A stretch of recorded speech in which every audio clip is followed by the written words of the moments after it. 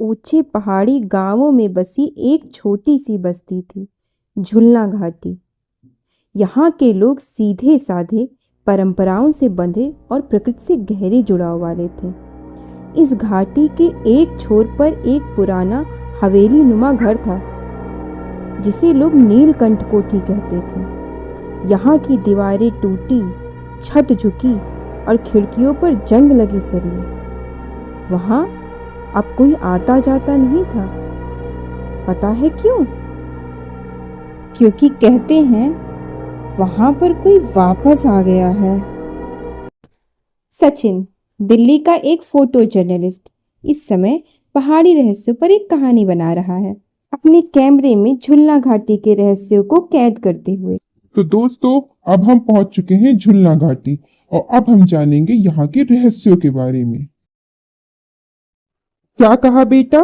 रहस्य जानने आए हो? मेरी मानो तो वहां पर मत जाना।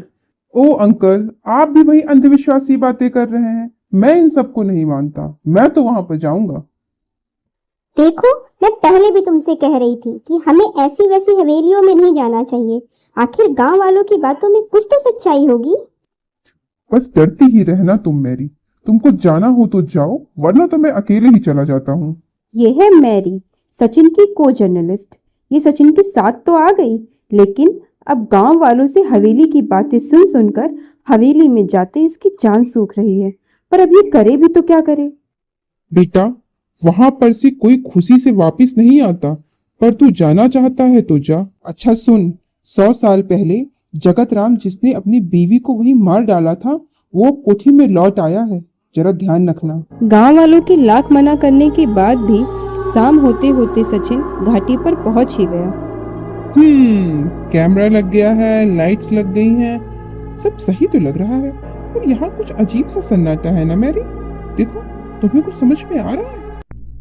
कोठी की दीवारों पर फफूंदी जमी थी, फर्श पर धूल की मोटी परत थी और हर कोना अजीब सी ठंडी हवा से भरा था। पर वह अंदर घुस गया। रात 10 बजे कैमरा ऑन किया, लाइट लगाई और रिकॉर्डिंग चालू कर दी। सब सामान्य था पहले घंटे। रात 11:12 पे अचानक पीछे का दरवाजा खुद ब खुद बंद हो गया। वो चौंका, कैमरे का लेंस जगमगाया और एक झलक मिली। लाल साड़ी में कोई औरत, बाल बिखरे, चेहरा झुक। वह बोली, भागो मत, मैं रंभा, मत भागो। फिर वह गायब। रात भर दोनों वहीं फंसे रहे। उसने दरवाजे पर कई लातें मारी, पर दरवाजा ना खुला। थक हार कर वो रात को वहीं बैठ गया। दीवारों पर खून के धब्बे और डरावनी आवाजें। हर घंटे वहाँ कुछ न कुछ होता ही रहता। वास्तव में यहाँ रात बिताना बहुत कठिन था। सुबह के 5 बजे वहाँ का दरवाजा खुद ब खुद खुल गया। रहस्यमयी आवाजें बंद हो गई थी। दोनों झटपट भागे। दोनों बहुत ही डर गए थे। मैरी की तो कुछ हिम्मत ना पड़ी, पर सचिन की जिज्ञासा बहुत बढ़ गई थी, इसलिए वो वापस से दत्तपाड़े से मिला, वही बुजुर्ग जिसने उसे आगाह किया था। अंकल, आप सच कहते थे। वास्तव में वो एक भूतिया कोठी है। मैं बस किसी तरह जान बचाकर भागा हूँ। मैंने तो पहले ही कहा था बेटा, वहां पर बहुत संभल के जाना। जगत राम साहू उस कोठी का मालिक था, पर बीवी पर शक करता था। एक रात उसने उससे मारकर कोठी के नीचे बने तहखाने में दफना दिया और फिर गांव छोड़कर भी भाग गया। पर 3 महीने बाद वो लौटा, गांवों के बीचों बीच। पर वो इंसान नहीं था। उसका चेहरा इंसानों जैसा नहीं था, आंखें कोयले जैसी जलती। वो बस केवल 3 रात जिंदा रहा। उसके बाद एक दिन वो आग लगाकर मर गया। उसी की बीवी रंभा अब कोठी में वापसी कर रही है, अपने आप को निर्दोष साबित करने के लिए। डर के बावजूद सचिन ने फैसला लिया कि वो तहखाने में इस बार एक रात और बिताएगा, पर अब की अकेले। सचिन जैसे ही तहखाने की तरफ बढ़ा, उसको सब कुछ वैसा ही मिला जैसा गांव वालों ने बताया था। संदूक, हड्डियां। वह यह सब सोच ही रहा था कि तभी वो औरत फिर प्रकट हुई। सचिन डरा, लेकिन वो औरत इस बार गायब नहीं हुई। वो सचिन से कुछ कह रही थी। मुझे बचा सकते हो तो बचा लो, मैं मरी नहीं हूँ, मुझे जिंदा दफन किया गया है। क्या कहना चाहती हो? क्या कहना चाहती? औरत ने इशारा किया तहखाने के दीवार की तरफ। सचिन ने जैसे ही दीवार पर 2-4 लात और मुक्के मारे, दीवार टूट गई। पर आश्चर्य था, अंदर कोई कंकाल नहीं बल्कि एक डायरी पड़ी हुई थी। सचिन ने डायरी को उठाया और पढ़ना शुरू किया।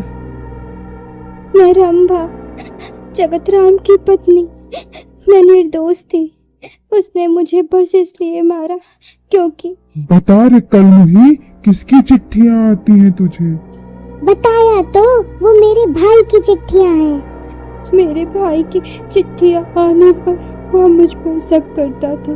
यदि कोई दिल वाला मेरी कहानी को सबको सुना दे तो मेरी भी आत्मा मुक्त हो जाएगी। सचिन ने रंभा की कहानी सारे गांव वालों को बताने की सोची। वह डायरी अपने साथ रख रहा था। तुम ही हो जो मेरी कहानी सबको सुनाकर मुझे मुक्ति दिला सकते हो। मुझे मुक्त करा दो, मुक्त। मैं कल ही तुम्हारी कहानी सारे गांव वालों को सुनाऊंगा और तुम्हें इस भवन से मुक्त कराऊंगा। अगले दिन सचिन सारे गांव वालों के सामने रंभा की कहानी सुनाता है। रंभा वहीं खड़ी सिसक रही होती है और फिर उसकी आत्मा मुक्त हो जाती है।